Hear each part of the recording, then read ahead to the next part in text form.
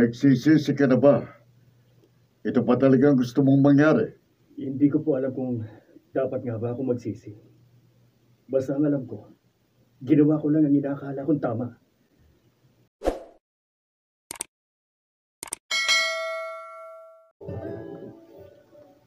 Papaano mo nga ba ipaglalaban ang isang bagay na kung saan ay halos wala ka ng pag-asang maipanalo pa ang laban? Mga kaibigan, narito po at ating pakinggan ang naging karanasan ni Jovito sa ating dulang sa kanyang panahon. Ano ba ang trabaho mo? Dati po akong factory worker, pero sa ngayon, service crew po ako sa isang fast food dahil working student po ako. Service crew? Oo po. Makabubuhay ba yan ng pamilya? Kaya nga po nag-aaral ako dahil gusto kong bigyan ng magandang buhay ang inyong anak. Talaga lang, ha? Sa itsura mo pa lang, alam kong wala nang mararating sa buhay. Tama. Kaya alam kong gagamitin mo lang ang aming anak para makaangat siya sa buhay. Kapal din na mukha mo. Ma, Ano? mukhang kayong judgmental. Hindi kami judgmental. Sinasabi lang namin ang totoo. Judgmental. Sinasabi lang namin ang totoo na wala kang mapapala sa hampas lupang ito. Sana naman, anak. Matauhan ka na habang maaga pa. Dahil malamang na ikaw pa ang bumuhay sa damuhong to kapag mag-asawa na kayo. Di po mangyayari yun. At bakit, Carmen? Bulag ka ba? Hindi mo ba nakikitang sa kangkungan ka lamang niya kayang dalhin? Huwag po kayong mag-alala dahil patutunayan ko sa inyo mali ang iniisip ninyo. Nagpapatawa ka ba? Sa edad mong yan, wala ka pang ang nararating. Ano pa bang katunayan na kailangan namin makita? Magiging mabaho ang kapalaran ng aming anak. Dahil sa isang basurang katulad mo, ang kanyang pinatulan.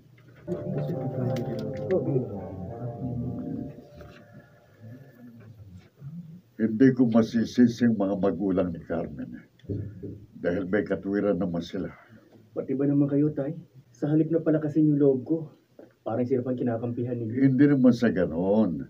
Sinasabi ko lang sa yung realidad ng buhay. Langit sila at lupa tayo. Kaya hindi kayo bagay. Pero mahal ko po si Carmen. Kaya gagawin ko ang lahat para Makarating. Mahal ko po si Carmen. Kaya gagawin ko ang lahat para makarating sa kanyang kinalalagyan. Ay, huwag mo nang pangaraping abutin ang bituin. Dahil siguradong mabibigo ka lang, anak. Praktikal lang ako. Kaya huwag mong mamasamayin ang sinasabi ko. Naiintindihan ko po kayo. Kung Pero isa lang po masasabi ko. Patutunayan ko sa buong mundo na walang imposible sa isang taong porsigido at determinado. Ano ka ba, Carmen? Ang dami namang naliligaw sa mga professional. Decente at may pinag-aralan. Bakit isang pipitsugin ang iyong pinatulan? Ate Menchi, anong magagawa ko kung si Vitong mahal ko? Kaya ka ba niyang buhayin ang sinasabi mong pagmamahal, ha? Kapag gumalaman sikmura mo, pwede mo ba yung kainin? Kapag nagkasakit ka, pwede mo bang ibili ng gamot yung pagmamahal na yan? Pwede mo ba yung ibayad sa doktor at kapag nagipit ka, pwede mo rin ba yung isanla sa phone shop? Ano ka ba? Huwag lang puso ang iyong gamitin. Dapat marunong ka rin mag-isip. Hindi na ako makikipagtalo sa iyo, ate. Basta mahal ko si Vito. At nakahanda ako kahit na ano pang klaseng buhay ang harapin ko sa kanyang piling. Menchi. Vito, Bata mo. Pasensya ka na pinamamahal ko pa, Vito. O wala na kasi na yung sinasabi nila. Okay lang yun. Naiintindihan ko naman sila eh. Gusto ka lang nilang protektahan. Sa isang banda naiintindihan ko rin sila. Pero hindi naman tama na laidin at hamakin pa. Huwag kang mag-alala. Hindi naman ako apektado sa sinasabi nila. Sa katunayan, Yung pa nga nagiging motivation ko para magsikap at magpursige. Huwag kang ganyan. Kahit na anong mangyari, hindi ako bibitiw. Nandito lang ako para supportahan ka sa mga bagay na gusto mong gawin. Mahal na mahal kita. Yun ang palagi mong tatandaan. Mahal na mahal din kita, Carmen. At maraming salamat sa pagmamahal mo. Dahil yun ang nagbibigay sa akin ng inspirasyon at lakas para maabot ko ang aking mga pangarap.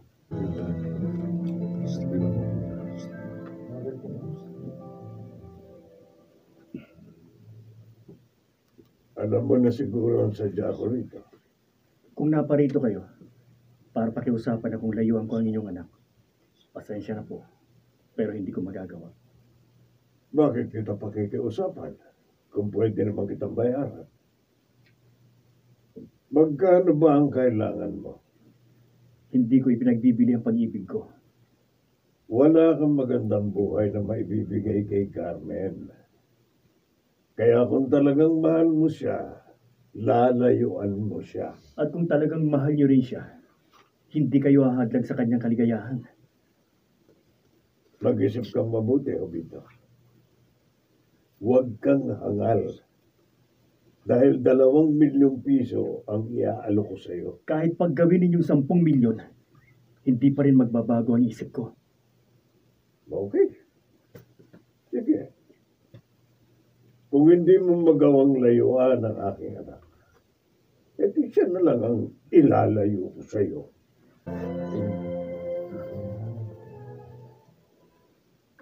Mas makabubuti siguro magdadala tayo. Saan naman tayo pupunta? Paano tayo mabubuhay? Bahala na. Malaki naman ang kikita ko. May malaki na yung savings. Ibig mo sabihin, ikaw ang bubuhay sa akin? Carmen, hindi. Hindi ko matatanggap. Anong gusto mo? Ang magkalayo tayo? At hindi na muling magkita kahit kailan? Hindi mangyayari yun. Pinipilit kasi ako ni Papa na pumunta sa ibang bansa. Hindi ka naman nila mapupuwersa. Maliban na lang kung kalad ka rin kanila. Natatakot ako. Pero please, Tubito. Pumayag ka na sa gusto kong nangyari. Magdanan na tayo. Kapag ginawa natin yun, para na rin natin pinatunayan ang lahat ng paratang nila sa akin. Mamili ka. Mali. Ay, nawala yung tama. Ay, tama. O dapat nilagyan mo. Ay, tama. Kapag ginawa natin yun, para na rin natin pinatunayan tama ang lahat ng paratang nila sa akin. Mamili ka. Magtatanan tayo. O ito na ang huli nating pagkikita. Ipatanggapin ko na yung 10 milyon. Pero na lang. Split na pala tayo. Tanggapin ko na yung 1 milyon. Ang bilis ng panahon, Robito. Halos 5 taon na ang nakalipas na hindi natin namamalayan. Oo nga po, Tay. Nasasabik na po ako dahil next month na ang graduation namin. Paano pala si Carmen? May komunikasyon pa ba kayo? Hindi ko na po alam, Tay. Ha? Dahil magmula nang tanggihan ko ang proposal niya magtanan kami, hindi na kami muling nagkita. Nagsisisi ka na ba? Ito ba talagang gusto mong mangyari? Hindi ko po alam kung dapat nga ba ako magsisi. Basta ang alam ko, ginawa ko lang po ang inaakala kong tama.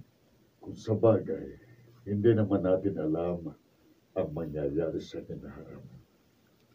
Malay ba natin kung muli kayong pagtagpuin ng tandahana?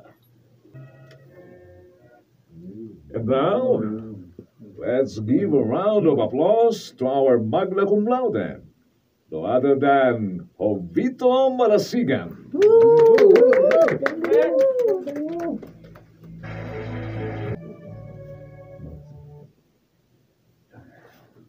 Ano pang silbi ng karangalan ito? Kung wala naman ang pinakamamahal ko na siya naging inspirasyon ko para maabot ko ang tagumpay. Congratulations! Carmen? Carmen, salamat. Ang buong akala ko, talagang hindi na kita makikita muli. At mayayakap ng ganito kahigpit. Ako rin. Kaya tagal kong hinintay ang mga sandali ito. Salamat. at hindi ka sumuko na abutin ang iyong pangarap. Ganun ba? Pero bakit hindi ka na nagpakita sa akin? Tinutuo mo ang sinabi mo nung huli tayo magkita. Labis talaga ako nalungkot. Dinamdam ko yun ang gusto. At ayun, hindi rin nakatiis si Papa. Dinamdam ko yun ang gusto. At hindi nakatiis si Papa na makita ako sa ganong kalagayan. Kaya nakipagkasundo siya sa akin. Anong kasunduan? Papayagan niya ng relasyon natin. Pero sa isang kondisyon, Kondisyon? kailangan matapos mo ang iyong pag-aaral sa loob ng 5 taon. At sakto, nagawa mo. Tapos naging magna cum laude ka pa. And I am so proud of you. Walang nabago ho dito. Mahal na mahal pa rin kita. Ganun din ako, Carmen. Sa katunayan, ikaw ang inspirasyon. At kahit kailan, hindi ka nawawala sa aking puso at isipan. Pero, teka muna, kasama rin ba sa kondisyon ang hindi mo pagpapakita sa akin sa loob ng mahabang panahon? Ganun na nga. Pero nakasubaybay ako sa iyo noon sa loob ng mga panahon na yun. At lagi kang laman ng aking dala. At salamat sa Diyos. Hindi niya ako binigo. Magaling. Very good. Don Victor, Sabihin na lang nating pinadaan kita sa isang pagsubok. And you made it. At hinigitan mo pa ang aking inaasahan. Nagbunga ang iyong sipag at tiyaga. Ay, siya nga pala. Papa na itawag mo sa akin. Ha? Congratulations. I'm so proud of you. You deserve to be my son-in-law. salamat po, Papa. Maraming salamat po.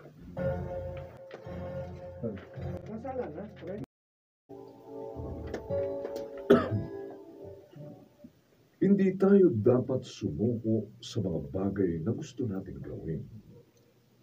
Kung patuloy tayong mananalangin at magsisikap ng buong tiyaga, ay makakamtan din natin ang tagumpay sa kanyang panahon. Mga nagsiganap: Rosana Villegas, Jenaline de la Cruz, Lionel Benjamin, Susan Robles, Maynard Landicho Jr., Special Sound Effects, Jerry Mutian. Ito'y mula sa panulat ni Toti Sandoval at sa pinagsamang direksyon ng inyong lingkod June Martin Legaspi at Robert Bobby Cruz. Sa kanyang panahon.